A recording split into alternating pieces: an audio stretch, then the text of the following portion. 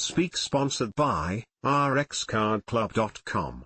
Get a free prescription drug card and save up to 85% on prescription drugs. rxcardclub.com. Why scientists are catching whale breaths with drones. Shortwave. Scientists are using drones to collect exhaled breath samples from whales in the Arctic in order to study their health and detect diseases. Traditionally, scientists would collect samples by shooting darts at whales from boats, or use samples from dead whales. Drones have revolutionized their ability to get samples from live whales. The researchers fly drones over surfacing whales, capturing their exhaled breaths on petri dishes attached to the drone. By analyzing the microbial communities in the whale breaths, the scientists hope to understand how diseases spread in whale populations.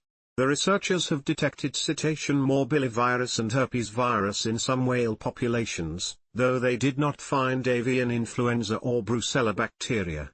The long-term data collected over 30 years could reveal how factors like pollution and climate change affect the dynamics of diseases in whales. rxcardclub.com.